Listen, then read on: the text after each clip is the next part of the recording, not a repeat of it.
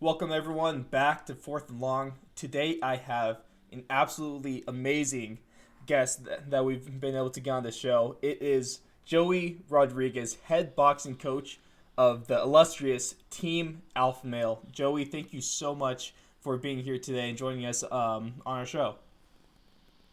Oh, thank you guys for having me. Of course. So you guys are going through a lot of stuff right now. There's a lot of stuff in the air, especially with MMA. At least the UFC is leading the charge in America. Kind of taking us back to normalcy, and it's amazing. But just to start this off, can you just do us a favor, tell us and the viewers a little bit about yourself?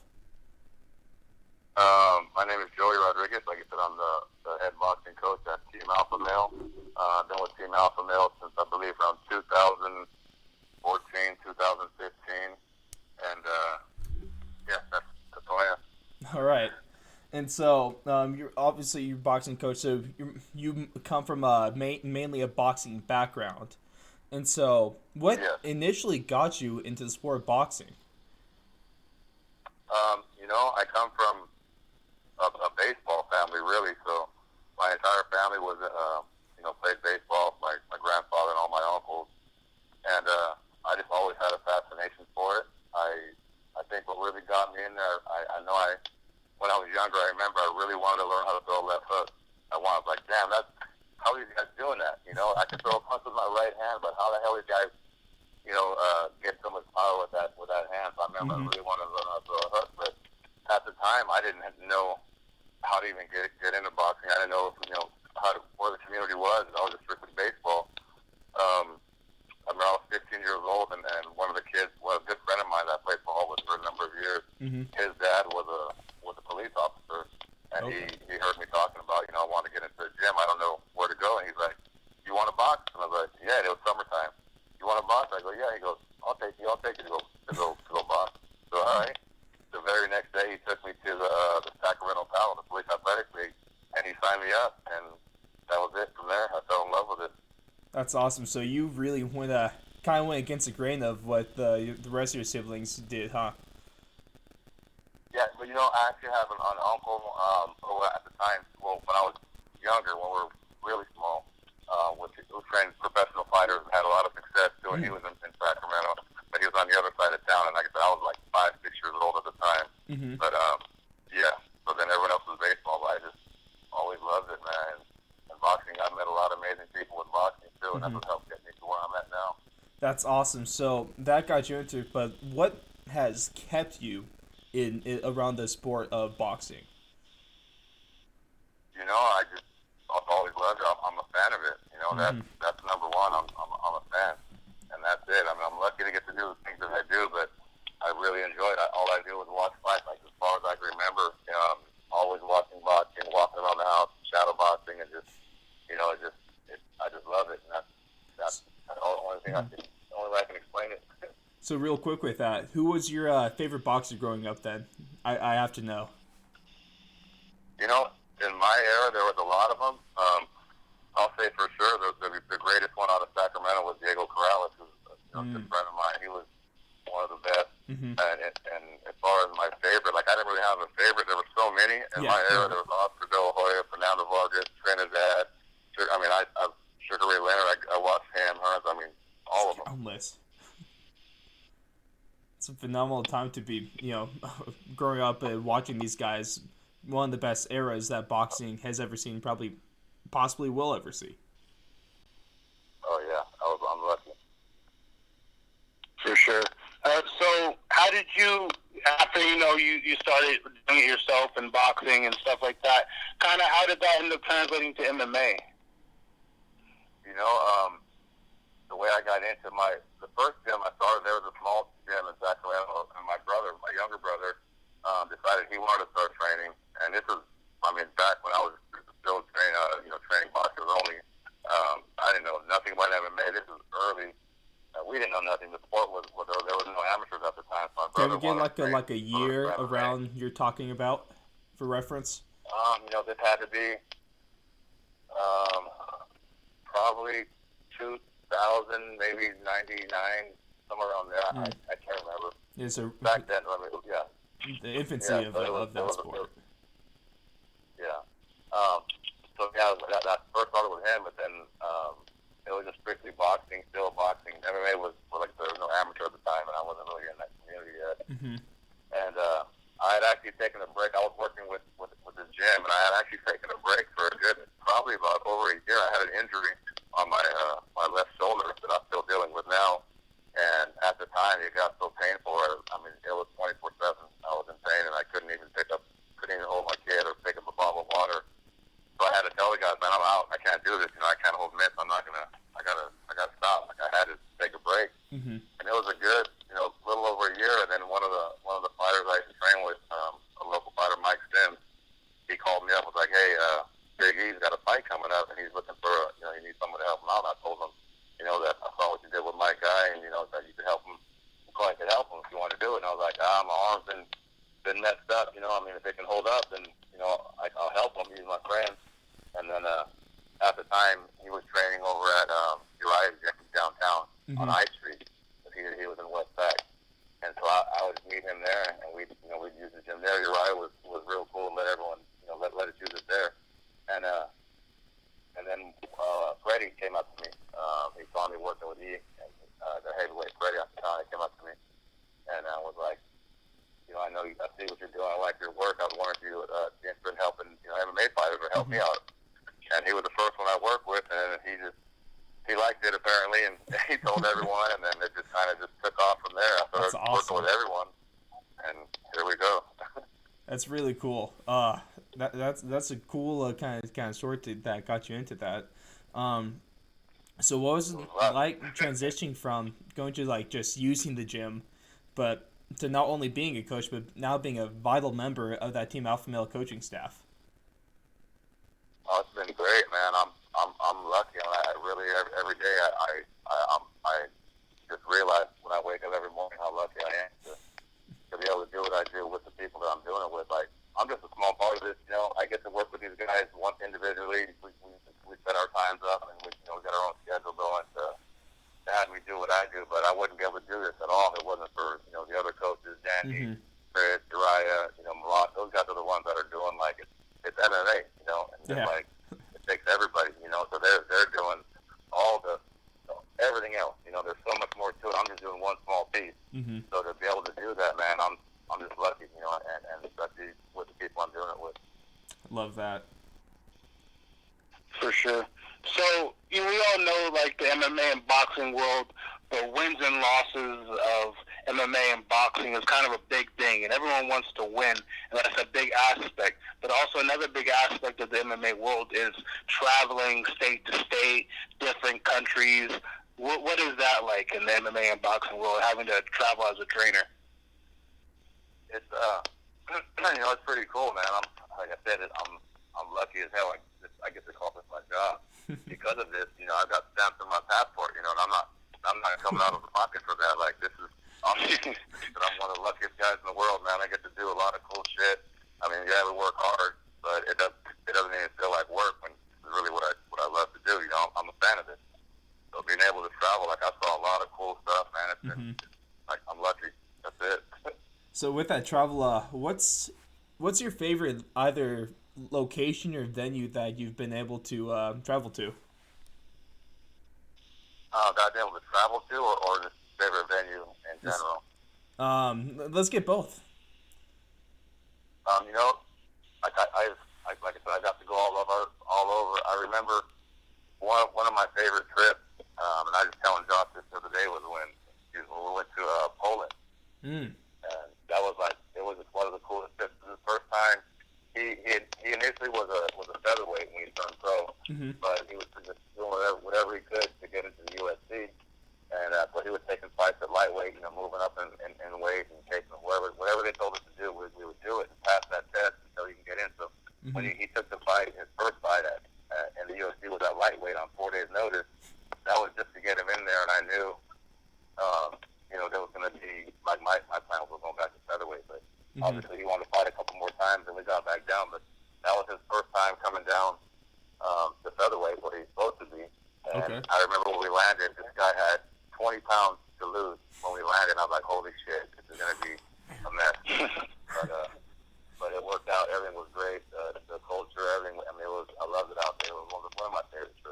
That's awesome. and we won. That's awesome. What about venue, like specific arena that you've either that you've been able to coach in? You know what I got to be is like the UFC takes us all over the place, and every time we're with them, it's usually in like the basketball arena, which is dope. So like being in where the forum, where they have all the history on the walls. That's cool. Being in Chicago, seeing the Jordan statues, that's cool. But what I really remember, like what gives me a good feeling thinking about these fights is going back to right here in Sacramento when they fought at the McClellan Conference Center for West Coast fights. Like that was some of the coolest shit, some of the best time of my life. I feel like we would go out there with like 7, 8 guys on the card and girls on the same card, and every time we're walking out, like walking to the cage, there'd be like 30 of us. You see some other teams walking their fighter and 2 cornermen, maybe another 2. We'd have 30 people walking us out like soldiers walking to the cage. And it was crazy, man. That was like some of the coolest times, and that was a dope venue. It was small, and you could hear everything. And the cage was small, but there was some badass fights. We had some good times. Man, you give me goosebumps just by talking about that. That's crazy. Yeah, sounds like a crazy time. So with everything going on right now, obviously the coronavirus, some states are starting to open back up. We know you guys just had the event in Florida. What is it like being a trainer right now in these times? Like, in the changes, like, do you think it's better? I've heard some people say that they actually don't mind not having fans in the arena. Some people miss it. Like, what is your opinion on it right now? I'm kind of on both sides of the fence on that one. Like, for me, and I know for the fighters, like, it really doesn't matter. It's still a fight. We're still having all the same emotions, the butterflies, and all the preparation and everything that needs to be done. Like, it still feels the same. Walking to the cage, it still feels the same. When I sit down on the stool, I'm giving commands. We're trying to figure this out. Like, it's still the same. And then on the other side, it's like it's almost better because now you don't have the fans wooing and swaying the judges. I don't know. But then also, sometimes the fans think the loud mask out what you're hearing from the commentators, and maybe the commentators are getting kind of swayed by what the judges are getting swayed by what they hear these commentators, because now you can hear everything. Yeah, there's a lot of rumors kind of swirling around with that. What was that? There's a lot of rumors swirling around with that, like especially Ariel Helwani most recently had that on his show, talking about that with a couple of the other guys. What do you think about that? In your opinion, do you think that the commentators are having an impact on those judges? Because we saw over the weekend that the judging over those few cards was kind of controversial, to say the least, questionable. Do you think that there's a correlation between the commentators are saying, and does that affect the judges' decisions? Sometimes I think that, like when I get home from these fights, even when they're fans, when I get home and I get to watch it on TV again, and I get to hear what's being said when we're fighting, or because sometimes when we're backstage, a lot of times we don't want to we have cameras on, the TV's on, but a lot of the fighters don't like to have the volume on, so we don't hear anything, and we can watch it. And the same, so when I get home, like, what the hell were you talking about? I was there. I didn't see it that way. Now, I think it is, like, I think something does need to be done, because it seems that way. Like, you can hear everything. I mean, you can hear, even if the fighters can hear these guys telling, oh, put your hand, you should do this, or you should do that. But if someone lands like something small, like a jab or stuff to take down there, and their opponent screaming, oh my God, that was wonderful, that was great. The judges are hearing that. Or if there's blood and the guy laughs, and you hear the guy at ringside or cage side saying, oh my God, he's just doing this and doing that, and the judges can hear everything. So now, I don't know. I think maybe we do. Maybe for now, maybe they should separate it. I don't know. What we do? There's been a couple of things going. Where, like, do you put the judges in like almost like a soundproof box, or you not have them make cage side? Or Chael Sonnen on his show, on his YouTube channel, just said just to literally sit down with the judges and tell them to not be swayed. Do you think there's like something realistic that we can do to solve this issue? I don't know. I'm not even that guy to Gotcha. be able to figure it out. But I don't even think it's even to a point where they're not even. It's not even an issue. Gotcha. Whoever that is in a position to do that, I don't think they even care right now. Mm-hmm. That's fair. There's It's just us complaining. yeah, right. Also, with the not having fans, one of the aspects I've heard a couple of fighters say that they enjoy is they can hear their coaches a little bit more clearly. How do you think that's had an effect on the most recent fights and even your guys' camp in general? How do you think that's been affecting fights?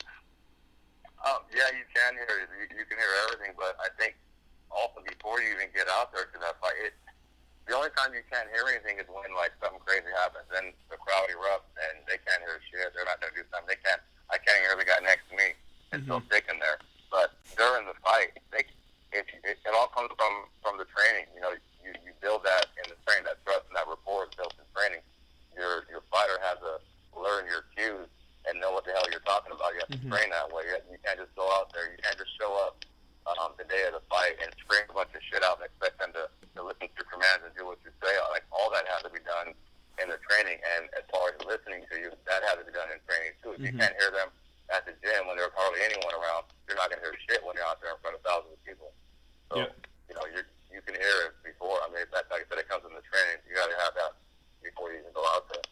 So while we're on this topic of about fighters' corners, can I get your opinion? Can we take you back to the 13th at UFC Jacksonville? That was a fight night with Anthony Smith and Glover Teixeira. Can I get your opinion on? There's been a lot of controversy coming out of this fight. The couple of topics about it was Anthony Smith's corner possibly yelling too much and commanding too much out of him, and do you think that had an effect on Smith in terms of his output, especially in the first round, in the second round, or was that on Smith himself? I don't know how they train. Like it tells something different than what was normal. Then maybe there's going to be some kind of miscommunication from anyone. I know those guys are great coaches. Some of the best, one of the best top in all of MMA, in my opinion. But I just think that I don't know. It all depends on how they were trained. Like maybe when they were training, and because all fighters are different. Some fighters need you to yell at them and coffee give them to throw shit out the whole time to keep them in there. Some don't want to hear anything. Some need you to yell at them. Some need you to be nice and kind to them. So I don't know how they train and what kind of relationship they have or how it is. So I can't really say. That's if it was different, if you do something different, like I said, the day of the fight, there's obviously a chance for some miscommunication. Also, I feel it's kind of tough to know, especially with a fighter like Anthony Smith, because a lot of guys have nicknames, but Smith, more than anyone, lives out his nickname of Lionheart, and that guy he's a different beast in the octagon. Yeah. For sure. Yeah. It's just hard. Yeah, it's just hard. It's just hard to say, like, everyone, there's a lot of controversy on should they have stopped it or should the referee have did this, who should do that. Like, once again, like, these guys, I know down, that's one of the hardest things to ever have decisions to make in this corner. Because I know damn well, now they know that I'm always looking out for their best interest, number one. So we all know as a coach, once you make that decision, they're going to hate you for the rest of your life. It's like, I hope I never have to make that decision. Of course. I obviously hope you never have to, but at least Smith, he came out fully defending his corner. He said that he'll fire a coach if they throw in the towel. So that's just, there's just different kind of mythologies and beliefs in each kind of team and the way each fighter trains. So I feel like it's hard to really pinpoint like someone to blame. I don't think you can blame anyone in that situation. And as far as blaming, like, you can do it. What I've learned in this game too is, number one, you got to be humble and we're in it. And it's not like you're hanging a curveball and they hit a home run over the fence. Like, you make a mistake, sure, you get hurt, like physically hurt. It's different. But as far as blaming, like, you really can't blame. You can do everything right, and the shit goes wrong. You know, so you never know. Like, you just never know, and that's what I'm getting used to. Right. The fight game is like no other sport in the world. Yeah. And with that, fighting with, I mean, not fighting, but training certain fighters, and, in Team Alpha Male, there are a lot of amazing fighters, such Mm-hmm. as Uriah Faber, Chad Mendez, upcoming Song Yadong, Emmett Smith, and Josh Emmett, not Emmett Smith, my bad, Cody Garbrandt. But, like, names like that, what is it like training, those top guys? It, I'm lucky, man. It's not it's easy because these guys have such a tremendous work ethic, and like I said, I'm lucky because I get to come in and be a part of something that's already been going on forever. Uriah Mm-hmm. Faber created this, and this is always it's a culture. It's like training. It's a lifestyle. He's shown everyone, and he does it like he's never told me anything. He showed me everything, and that's what he does. He's a leader. He shows us like he's the one that's showing you how to work hard, showing you what it takes to be successful and to be able to train at a level and compete at this level. And it just like I said, it just trickles down. He's not telling you anything. He's just in there and grinding right with you and showing you. So it's easy. I'm just riding the wave. I get to be a part of it. That's really cool, especially. It must be crazy with the name of the names of their Hall of Famer, right? The California Kid. I'm sure there's probably a. So you probably got caught up in the whole kind of drama, I guess, in the follow-up between Garbrandt and Dillashaw and all that stuff that was going down, huh? It had nothing to do with me. Just I'm me. I'm always yeah. been the same way. I treat people how they treat me. If someone someone treats me well, I'm not gonna be mad and say, oh, I can't be your friend because this guy doesn't, or whatever it is. Mm-hmm. I'm a grown man. I'm too old to be playing anything, so I just stay away from it. It wasn't none of my business. I'm not there. I didn't do. I just. It's unfortunate because I was there when everyone was all together. Mm-hmm. But hey, it's business. It is what it is. I just stay out of it and. I wish everyone well. I'm Of course. still cool with TJ. I have nothing against him. And obviously I'm Team Alpha Male to the death of me. But I'm cool with everyone, man. I'm out of everything. Of course. And so one thing I have to ask though is, especially with the kind of star power that's already been, either has made waves in the UFC or in other MMA camps or promotions. You got guys like Song Dong is climbing up the rankings right now. He looked amazing in his most recent fight. But I'm curious, who should be the people that people aren't talking about yet, but who are the fighters that we should be keeping an eye on? Who out of Team Alpha Male is going to be like the next big thing that everyone should be paying attention to if they haven't already?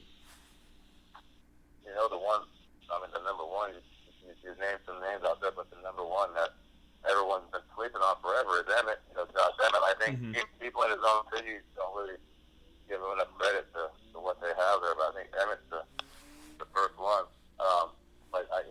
I guess he's more mainstream, but he's still under the radar. Yeah. I feel like, but we have some youngsters. We have some, Joseph Morales was in the UFC, and he had some injuries. He's coming back off surgery. He was released from the UFC, and he had surgery and had some stuff done. So he's been back in the gym. He's got a little resurgence, and he's looking at things a little different. I'm anxious to see him on his second go around. Andrew Coyne, Kaleo Romero.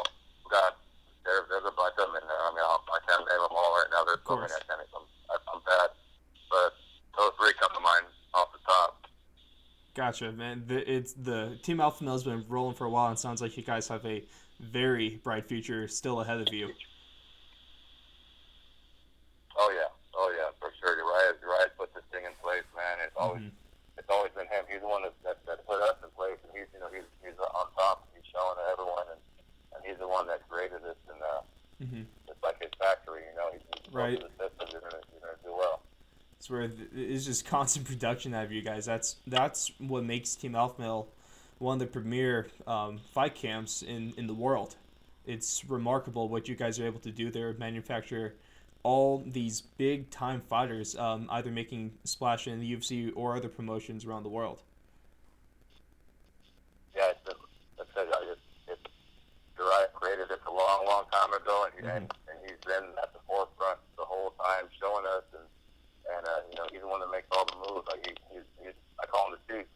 wasn't the general, but he's the one that called all the plays, and he's the reason why.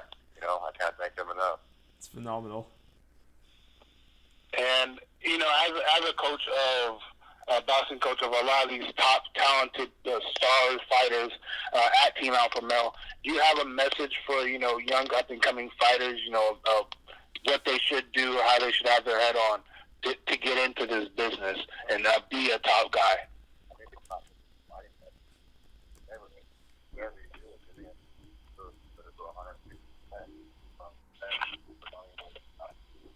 Sorry, Coach Joey. It kind of sounds like you got a little quiet there.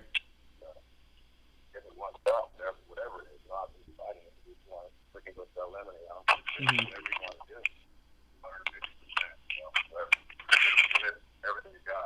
Gotcha.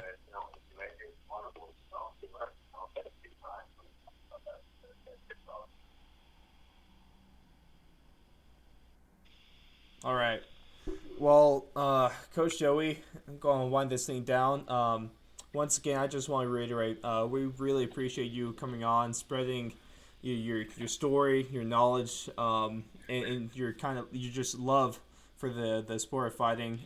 I love it. One of our other co-hosts, his name is Blake. He got me hooked into this a little bit ago, and man, just all I want to see is the UFC just become a little more mainstream. We're getting closer with that, with the whole ESPN era, MMA being and UFC being the only thing pretty much televised now, and I love it. I hope just for the future of UFC, MMA, and your sport and your profession, I hope it just continues to grow. Thank you, man. I hope so too. It's come a long way, and they're doing a good job of getting it out there, and ESPN, and they're doing great. Yeah, so it's going to do well. Thank you. Of course, shout out to Dana White, the best president in all of professional sports. Man, wow, that guy's he's worked so hard, like literally nonstop. He had so many different things, different barriers were coming in where he couldn't. He had the venue. He was going to go to Vegas. Well, he couldn't go to Vegas. Then we're going to go here. We couldn't go to here. But man, he never stops. He really, literally never stops. And things were a little different. It wasn't in the same fight week that we get to go to because there's nothing like a UFC. It's nothing like being a fighter or a coach on a UFC fight week. So that part was definitely different. But man, just to be able to have a fight, and to go through all that again was like right now it's crazy that he pulled it off. Right. And he's pulling it off. Man, that guy worked so hard. Dude's a monster. And I just had to ask one last thing before we head out: is how badly do you want to have to be in the corner of a fight on the coveted Fight Island? Oh man, I can't. So bad. I can't. I swear I can't. They won't even tell me where it's at, but I do know it is legit. It's for sure going to happen. It's going down. But we've been talking about that. We're fighting in Vegas next month, but man, I got to get on that island. That was that Vegas fight. I saw that Vegas is the state athletic commission is reopening. Is it just going to be located back to T-Mobile, or is it going to be the Apex Center? Like some cards were Apex. I believe it's going to be the Apex for the end of the year, but I'm not sure. Okay. But I know we'll be in Vegas. That's awesome.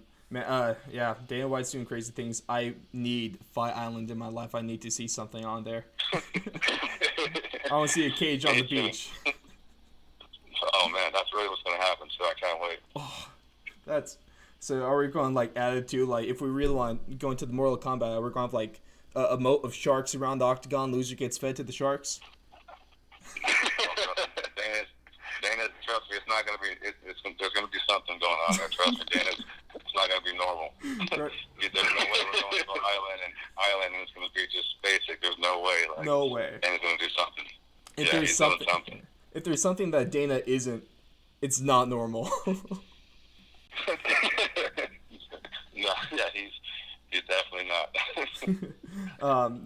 Thank you so much, Coach Joey, for coming on. Best of luck to you and the rest of Team Alpha Male in the present and in the future.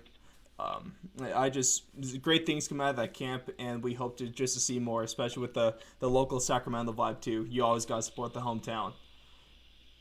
Thank you so much, man. I appreciate it, man. We all appreciate it, and like I said, thanks again for having me on.